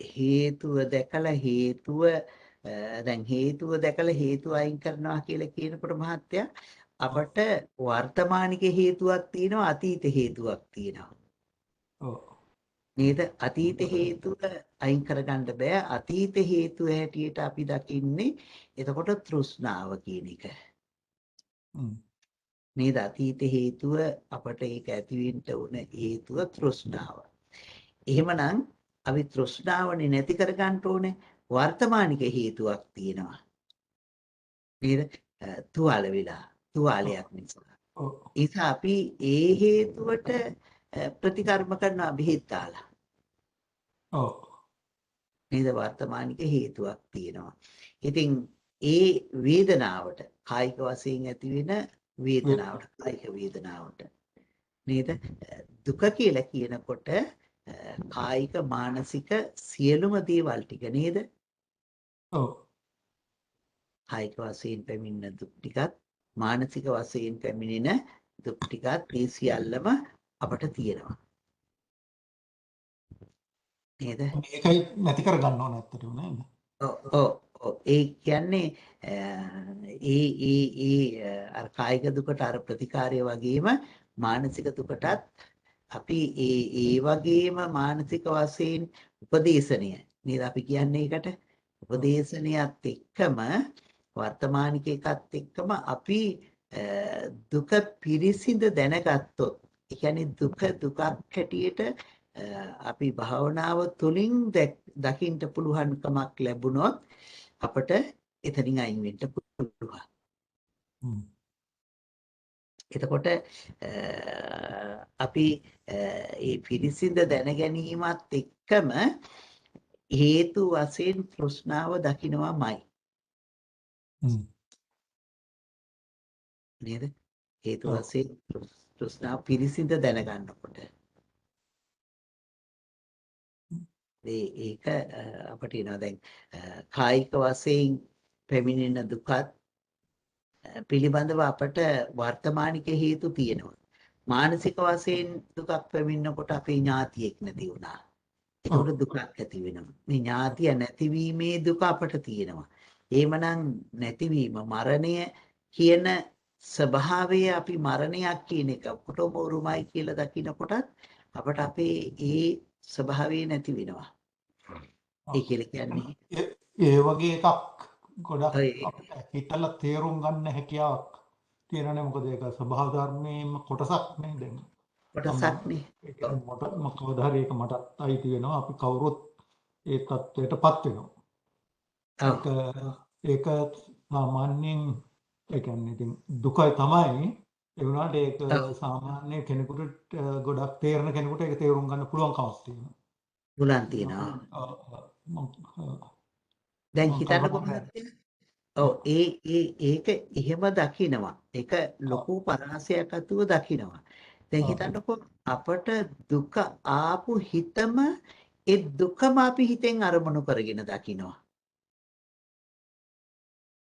මම කියන්න හදන එක තේරුණාද දන්නේ නැහැ. දැන් අපට ඥාතිවරයෙක් මරණයක් පිළිබඳව දුකක් ඇති වෙනවා. එතකොට ওই මහත්ය කිව් විදිහට හිතින් සිතලා අපි ඒක ලෝක ධර්මතාවයක් හැටියට දැනුම් තේරුම් නැති කෙනෙක් හැටියට අපට ඒක දැකලා ඒක එතනින් අයින් කරන්න පුළුවන්.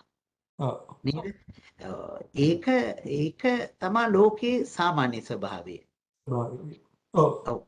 අපට අපි භාවනා වශයෙන් යනකොට අපට අපේ ඒ දුක අපේ හිතෙන්ම දකින්න පුළුවන් නම් දැන් මරණයක් නිසා අපට ඇති වුණ දුකක් තියෙනවා. ඔව් එතකොට ඒ දුක අපේ හිතෙන්ම දුකක් හැටියට දකිනවා. ඔව් මාර කිව්වේ දැන් කකුලේ ඇති වුණ වේදනාව ඔව් අපි වේදනාවක් හැටියට දකිනවා වගේම වේදනාව කියලා කියන්නේ මනසේ හටගන්න සිතිවිල්ල. හිතෙල්ල ඔව් ඒ වගේම අර දුකත් මනසේ හටගත්තු එකක්. ඔව් දැන් එහෙම නැත්නම් අපට ආපු තරහක් අපි හිතෙන් දකිනවා. ඒ තරහක් කියලා. ඔව් නේද? එතකොට එහෙම දකිනකොට තමයි මේ ධර්මයේ තුල මේ භාවනාව තුල අපි යන්නේ. හ්ම් අර ධර්මතාවයේ මහතේ කියපු විදිහට අපට ඕනම කෙනෙකුට මේ ධර්මයේ ඇතුළට ආවි නැතත් ඔව් එයාට ඒ ලෝක ධර්මතාවයේ සිතලා දුක නැති කරගන්න පුළුවන්. පුළුවන් ඔව් අපි භාවනාව තුළින් යනකොට කරන්නේ ඒ දුකම දකින්න. ඒකයි පිරිසිදු දකින්නවා කියලා කියන්නේ. ඔව් අපට බාහිර ධර්මතාව වශයෙන් දකින්න පුළුවන්. පිරිසිඳ දැනගැනීම වශයෙන් දකින්න පුළුවන්. පිරිසිඳ දැනගැනීම දකින දුක ඒ ඔව් විදිහට හැම දුකක්ම අපි දකින්න හිත පුරුදු කරයින් පස්සේ හැම එක එන දුකක්ම අපි දකින්න පුරුදු කළයින් පස්සේ අපේ සිත හැම දුකකදීම නිසල්මන් වෙනවා. අමඟ එහෙම හම්බුනේ ඔව්. ස්වාමීන් වහන්සේ ඔතන පිරිසිඳ දැන ගැනීමද පිරිසිඳ දැක ගැනීමද? දැක ගැනීම අම්මා. හ්ම්. පිරිසිඳ දැකීම. දැකීම. එහෙම. ඔව්.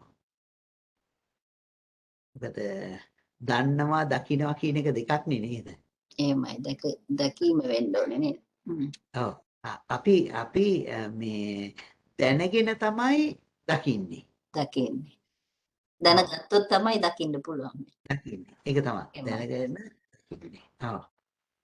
ඒක තමයි ඉන්නේ. දැන් ඒක තමයි අපි මහත්ය කිව්ව විදිහට අපි ඒක දැන් බාහිරින් අපි ඒක නැති කරගන්න ක්‍රම ටිකකුත් තියෙනවා.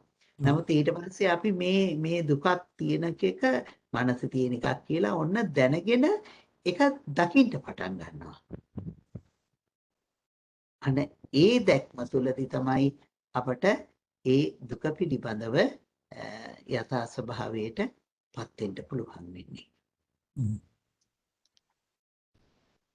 ඒක තමයි ටිකක් අමාරුයි අමාරු ඒකට තමයි භාවනාව නේද මහත්තයා?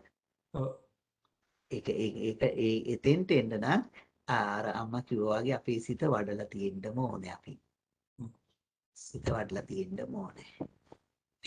දැන් හිතන්නකෝ දැන් අර බුදුහාමුදුරන් වහන්සේ අර පිටපාතේ වඩිනවා අර මේ බමුණා කොමුර වපුරන්ට ලෑස්ති කරන වෙලාවේ ඉඳලා නේද? කුඹුර මේට ඇවිදින්න කුඹුර සුද්ධ කරනකොටත් ඒ වෙලාවේ ඒ හැම වෙලාවෙම බුදුහාමුදුරන් වහන්සේ වඩන බමුණ මොකද අද කරන්න කියලා අහනවා. ඒ බමුණත් සුහදව කියනවා. ඒ බමුණ බුදුහාමුදුරන් වහන්සේක බොහොම සුහද වෙනවා. ඉතින් දැන් කාලාන්තරයක් බමුණ කුඹුර ළඟින් වඩිනකොට බුදුහාමුදුරන් වහන්සේ ඉතින් බමුණ එක්ක වචනයක් දෙකක් කතා කළා හොඳයි කියලා යනවා. නේද? ඊට පස්සේ බමුණාට ඉතින් බොහොම ප්‍රශංසාවක් ඇති වෙනවා. එහෙනම් මම කුඹුරේ එකකින් බුදුහාමුදුරන් වහන්සේටත් දානියක් දෙන්න ඕනේ කියලා. නේද? ඒ සිතිවිල්ලත් එක්ක කරගෙන යනවා. කුඹුර පැහිලා කුඹුර කපන්නේ හිටයි කියන කොට අදර ඇවැස්සක් වැහලා මොකද වෙන්නේ? සියලුම දේවල් ගහගෙන යනවා. දැන් බමුණ දැඩි වේදනාවට දැඩි දුකටපත් වෙනවා. නේද? අන්නේ දුකටපත් වුණ අවස්ථාවේදී බුදුහාඳුරන් වහන්සේ ගිහිල්ලා තණ්හාය ජායති සෝකෝ කියලා දේශනා කරන්නේ. ඔව් නේද? මේ දුක ඇති උනේ මේ තණ්හාව නිසා. අන්න ඒක ඕලාරික වශයෙන් පෙන්නලා දුන්නා. ඒව පෙන්නලා දෙනකොට එයා සිත වඩලා තියනවා සංසාරික වශයෙන් වඩපු සිතට අන්න ඒ දුක අහු වෙනවා. අන්න එතකොට තමයි චතුරාර්ය සත්‍ය එකතු වුණා කියලා කියන්නේ. නේද? එයා වඩලා තියෙන නිසාම දකිනවා මේ දුක ඇති වුණේ එහෙමනම් තෘෂ්ණාව නිසා. එතකන් එයාගේ වැහිලානේ තිබුණේ. වැහිලා තිබුණේ ආපහු විවෘත වෙනවා. ඒ වැහිලා තියෙන එක විවෘත වෙනකොට එයා මේක මේ දුකනේ කියන එක හරියටම දකිනවා, තේරුම් ගන්නවා. ඒ නිසා එයාට මාර්ගඵලයකටපත් වෙන්න පුළුවන්කමක් ලැබෙනවා. ඔතනදී ස්වාමීන් වහන්සේ දැන් අපි දුකක් විදියට දකිනවා. ඊට පස්සේ අර අනිත්‍ය දුක්ඛ අනාත්ම කියන තුනම ඔතන වැඩි දකිනවා නේද? දකිනවා. දකින්න ඕනේ. දකින්නවත් එක්ක හැබැයි නිවනට ගමන් කරන පුච්චලයා ওই ලක්ෂණ තුනෙන් එකයි යන්නේ. අනිමිත්ත ශුන්්‍යත ආදී වශයෙන් අපි නිවනට යන තැනදී විස්තර කරනවානේ. එතකොට ඒකෙන් එකයි අපි අල්ලගන්නේ. එකකින් යන්න පුළුවන් නේද? එකකින් යන්න පුළුවන්. අපි තුනම වටහා ගත්තට අපි යන්නේ එකකින් විතරයි. ඒක තමයි විශේෂත්වය. හැබැයි අපි ලක්ෂණ තුනම දකිනවා. අපි නමුත් එක ලක්ෂණයකින් තමයි අපි එතනින් ඒකොටට යන්නේ. මම හිතන්නේ මේ දුක දකිනවා කියන එක ගැඹුරු කාර්යයක් නේද? ගැඹුරු කාර්යයක්. ඒක මේ ඉතින් ඇත්තටම ඉතින් අහන්න ලැබෙන එකත් ලොකු දෙයක්.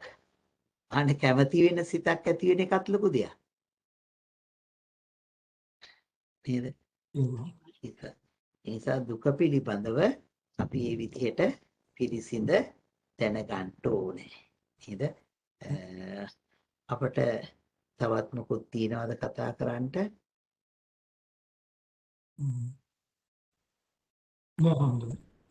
ඔව්. එහෙමනම් අපි එළඹෙන්නේ දුක්ඛ සමුදයට. දුක්ඛ සමුදය පිළිබඳව විස්තර කරන්නේ කතමංච භික්ඛවේ දුක්ඛ සමුදය. නේද? මේ දුක්ඛ සමුදය කියලා කියන්නේ මොකක්ද? දුක්ඛ සමුදයන් අරිය සත්‍යං ආර්ය සත්‍ය කියලා කියන්නේ මොකක්ද? නේද? එතකොට යායන් තණ්හා පෝනෝ භවිකා නන්දි රාග සහගතා තත්‍රා විනන්දනී කාම තණ්හා භව තණ්හා විභව තණ්හා කියලා විස්තර කරනවා. නේද? මේ තණ්හාව කියලා කියන්නේ අපි පුනර්භවයක් ඇති කරලා තියන්න පුළුවන් විදිහේ ඒ තැන ඇලෙන ඒ තැන්වල අපි ආස්වාදනීය කරන ධර්මතාවයක් තියෙනවද? ඒක මොකද්ද? කාම තණ්හා, භව තණ්හා, විභව තණ්හා කියලා හඳුන්වනවා. නේද?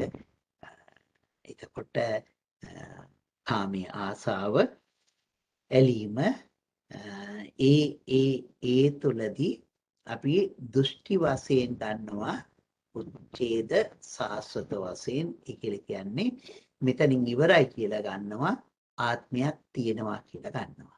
ඒ තමයි කාම තණ්හා, භව තණ්හා, විභව තණ්හා ආදී වශයෙන් ඇති වෙන්නේ කාමයන් පිළිබඳව, භවයේ පිළිබඳව, භවයක් නැතයි කියලා විඳින ස්වභාවයන් පිළිබඳව. නේද? ඒක තමයි ඔන්න සරල කෙටි උත්තරය. ඊට පස්සේ තමයි බුදුරජාණන් වහන්සේ මේක විස්තර කරලා දේශනා කරන්න පටන් ගන්නෙ.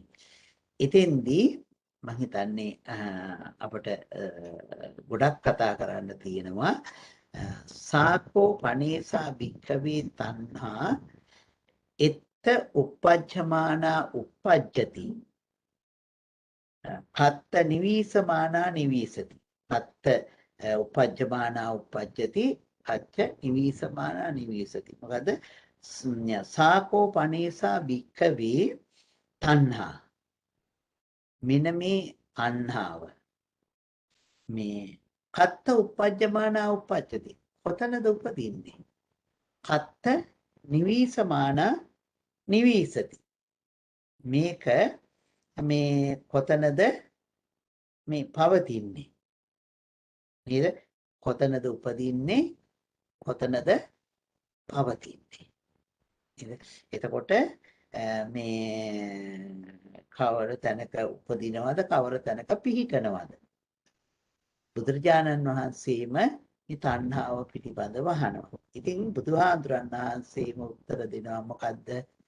යන් ලෝකේ පිය රූපං සාත රූපං ඉත්තේසා තණ්හා uppajjamana uppajjati එත්ත නිවීසමානා නිවීසති. යම් ප්‍රිය රූපයක් තියෙනවද? යන් ලෝකේ පිය රූපං සාත රූපං නේද? ප්‍රිය වූ රූපයක් තියෙනවද? මිහිරි එහෙම නැත්නම් මధుර වූ රූපයක් තියෙනවද? සාත රූපං. පිය රූපං සාත රූපං එත්තේ සා තණ්හා uppajjamana uppajjati. අන්න එතන මොකද්ද? තණ්හාව උපදිනවා. එත්ත නිවීසමානා නිවීසති. අන්න එතන තණ්හාව පවතිනවා. තණ්හාව රැඳෙනවා. නේද? තණ්හාව පිහිටනවා. නේද?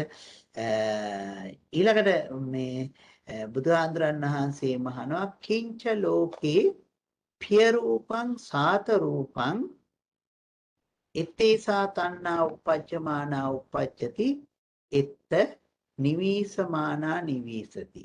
නේද? මොකක්ද අහන්නේ මහණෙනි? මේ උපදින්නා වූ මේ තණ්හාව කිංච ලෝකේ පිය රූපං සාත රූපං මේ විදිහට ප්‍රිය වූ මధుර වූ යම් තෘෂ්ණාවක් කිංච ලෝකේ නේද? කොතැනක උපදිනවද? එත ආය අහනවා කොතැනක පීඨනවද? තමානා උපජ්ජති නිවීසමානා නිවීසති. ඔන්න දැන් අරකම බුදුහාඳුරන් වහන්සේ නැවතත් අහනවා කොතනද මේ තණ්හාව උපදින්නේ? තණ්හාව මේ පවතින්නේ කියලා. එතකොට යම් තැනක ලෝකේ ප්‍රිය රූපයක් සාත රූපයක් නිසා හට ගන්නවා. එහෙනම් කොතෙන්දද මේ ප්‍රිය රූප සාත රූප වශයෙන් ගන්නෙ? ඉතින් එතෙන්දි බුදුහාඳුරන් වහන්සේ දේශනා කරන ඕන රූප පිළිබඳව අපිට තියෙන අපි මේ ලෝකයේත් එක්ක එකතු කරන පළවෙනිම රූපේ තමයි ඇහැ. නේද? එදා බුදුරජාණන් වහන්සේ එතනින්ම පටන් ගන්නවා. චක්කුං ලෝකේ පිය රූපං සාත රූපං එත්තේසා තණ්හා uppajjamana uppajjati එත්ත නිවීසමානා නිවීසති. එහෙනම් කොහෙද මේ තණ්හාව හටගන්නේ? ඇහෙහි. ඇහැ නැමැති රූපේහි. චක්කුං ලෝකේ මේ ඇහැ කියන ලෝකේ පිළිබඳව ප්‍රිය රූපං සාත රූපං ප්‍රිය රූපයක් වශයෙන් මధుර රූපයක් වශයෙන් මොකද වෙන්නේ? එත්තේ සා තණ්හා uppajjamana uppajjati එත්ත නිවීසමානා නිවීසති. අන්නේ තැන තණ්හා උපදිනවා. කොතනද? ඇහැ. ඇහැ කියලා ගත්තු ලෝකේ. ඇහැ කියලා කිව්ව තැනට මොකද වෙන්නේ? මේ තණ්හාව උපදිනවා. තණ්හාව පවතිනවා. එත නිවීසමානා නිවීසති. සෝතං ලෝකේ පිය රූපං සාත රූපං එත්තේසා තණ්හා uppajjamana uppajjati එත්ත නිවීසමානා නිවීසති. එහෙනම් කොහෙද හටගන්නේ? සෝතේ කනේ. නේද? කනේ මොකද්ද හටගන්නේ? මේ සෝතේ හටගන්නවා තෘෂ්ණාව. සෝතේ කෙරෙහි තෘෂ්ණාවක් ඇති කරගන්නවා. අන්නේ තෘෂ්ණාව එතන හට ගන්නවා එතන පිහිටනවා පවතිනවා ඒක සෝතන් ලෝකේ පිය රූපං සාත රූපං ඉත්තේසා තණ්හා උපජ්ජමානා උපජ්ජති ඉත්ත නිවිසමානා නිවිසති කියලා දේශනා කරනවා ඊළඟට එන්නේ කොහෙද ගාන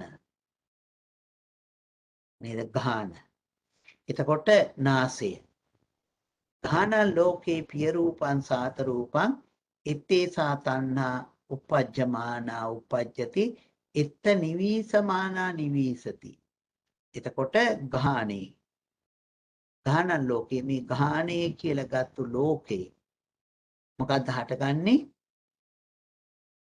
ඉත්ත උපජ්ජමානා උපජ්ජති තණ්හාව එතන උපදිනවා එත නිවිසමානා නිවිසති මොකද වෙන්නේ අන්න එතන තණ්හාව පවතිනවා එතකොට ඇහැ තුල ඊළඟට කන තුල නාසය තුල ගන්ධය අරමුණු කරගන්න ඊළඟට දිව තුල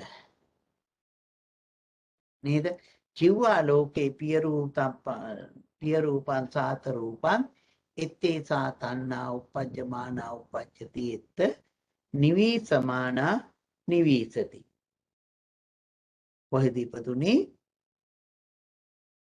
දිවෙහි ජීවා ලෝකේ එතන තමයි තෘෂ්ණාව පවතින්නේ ඊළඟට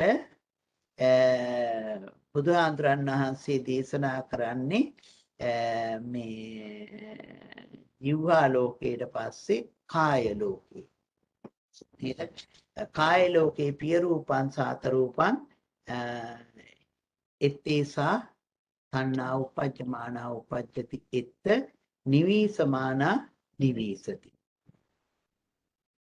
මේ තැන ඉපදුනා ඊළඟට විස්තර කරනවා මනෝ ලෝකේ පිය රූපං සාත රූපං ඉත්තේසා තණ්හා උපජ්ජමානා උපජ්ජති ඉත්ත නිවිසමානා නිවිසති එන කොහෙද හට අරගෙන තියෙන්නේ මානසික මනසේ ඒක මනසේ එහෙමනම් මේ ආයතන 6 ඇහැ කන නාසය දිව ශරීරය මනස මෙන්න මේ ආයතන 6 තුල තෘෂ්ණාව ඇති වෙනවා තෘෂ්ණාව පවතිනවා පිහිටනවා ඒ ආයතන 6 තුල තෘෂ්ණාව ඇති වෙනවා තෘෂ්ණාව පිහිටනවා එතකොට මේක මේ ආයතන 6 තුල තෘෂ්ණාව ඇති වෙන හැටි ඔන්න තෘෂ්ණා 6ක්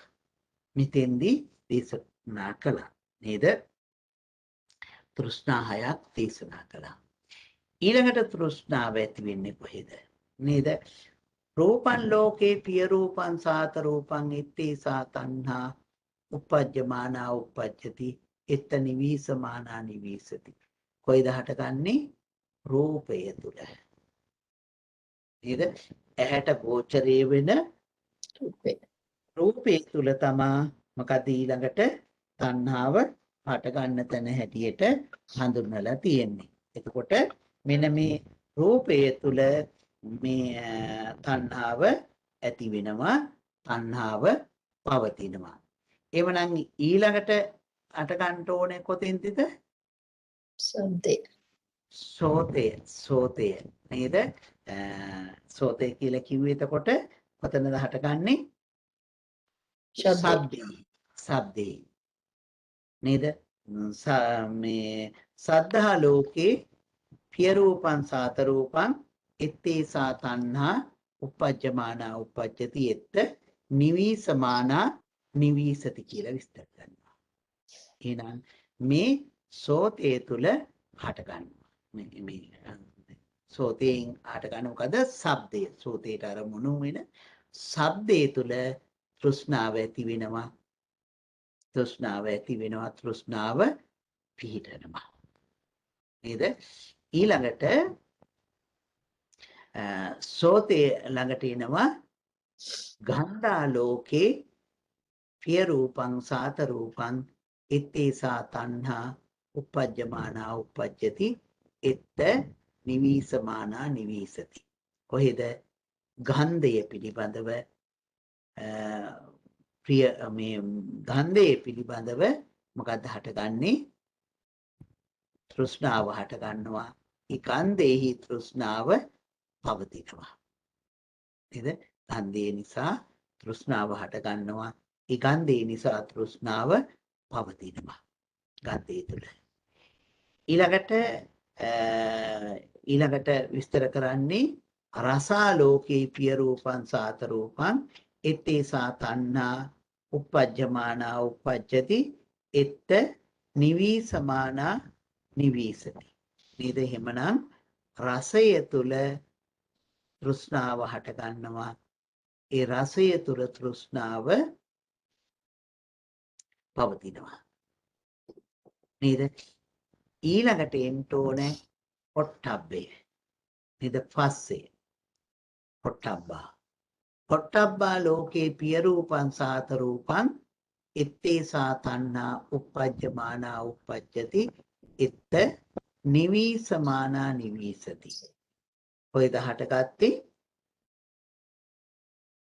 ස්පර්ශෙහි. නේද? අපේ කය ස්පර්ශ වෙන පොට්ටබ්බ රූපේ. පොට්ටබ්බ රූපේ කියනකොට අපට මතකයි ස්පර්ශ වෙන්නේ පඨවි ධාතුවත්, තේජෝ ධාතුවත්, වායෝ ධාතුවත්. නේද? ඒක තමයි පොට්ටබ්බ රූපේ හැටියට හඳුන්වන්නේ. එවනම් මේ පොට්ටබ්බ රූපේ කෙරෙහි මොකක්ද ඇති වෙන්නේ? පිය රූපං සාත රූපං එත්තේසා තණ්හා uppajjamana uppajjati එත්ත නිවීසමානා නිවීසති. නිසා මේ තුල මේ විදිහට මේ තෘෂ්ණාව හට ගන්නවා. නේද? ඒ තුල තෘෂ්ණාව ඇති වෙනවා. එතකොට අපි රූප, ශබ්ද, ගන්ධ, රස, ස්පර්ශ. ඊළඟට එන්නේ ධම්මා ලෝකේ පිය රූපං සාත රූපං එත්තේසා තණ්හා uppajjamana uppajjati එත්ත නිවීසමානා නිවීසති. නේද? කොහෙදී නම් හටගන්නේ? ධර්මතා තුල. ඒ ධර්මයේ තුල. නේද? අපි ධම්ම කියලා කියනකොට ධම්ම කියලා කියන්නේ මොකද්ද කියලා දන්නවා. නේද? මන කියලා කියන්නේ ඇත්තටම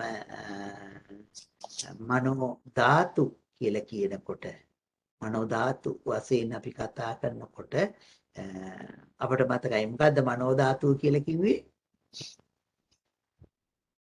මතකද? පංචද්වාර වජ්ජනේ පංචද්වාර වජ්ජනයයි මනෝද්වාර වජ්ජනේ නෑ මනෝද්වාරය නෙමෙයි.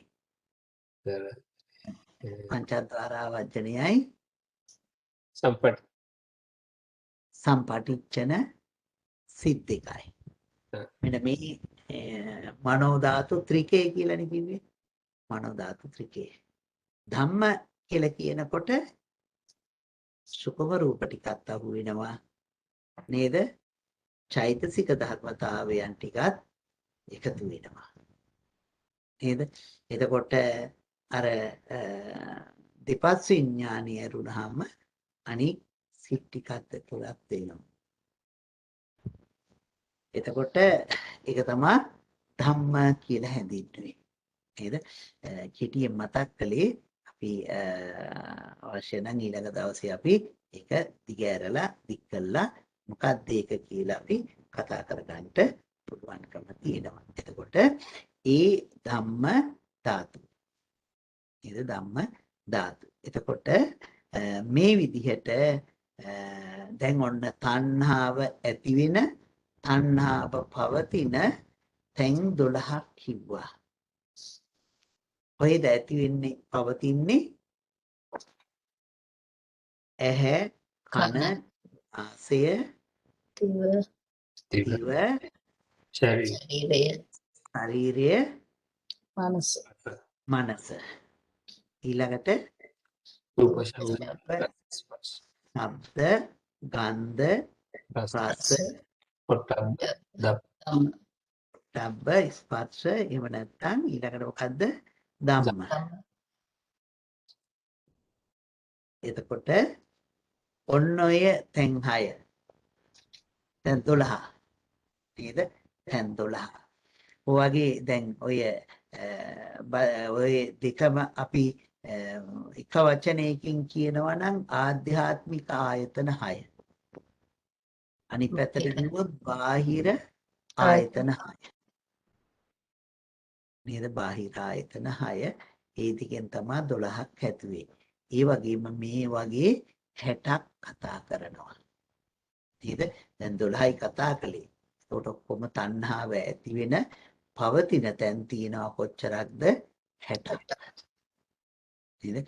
අපි ඊටු ටික ඊළඟ දවසේ කතා කරමු. තව මොනවා හරි මේ පිළිබඳව අපිට කතා කරන්න තියෙනවා නම් විනාඩි 5ක් විතර කාලයක් අපිට ගන්න පුළුවන් නේද?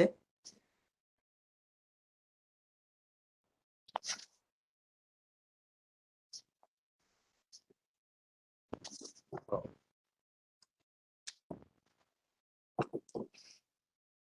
එහෙමනම් අපි ඊළඟ දවසේ අපි කතා කරමු. මං හිතන්නේ අපට බදාදා වැඩසටහන කරන්න බැරි වෙයි.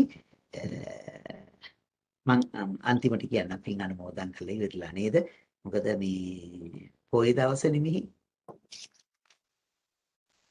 ඔව්. right. එහෙමනම් අපි අවසන් කරමු. අපි මේ සිදු කරගන්න යෙදුණු තුමු උදාර වූ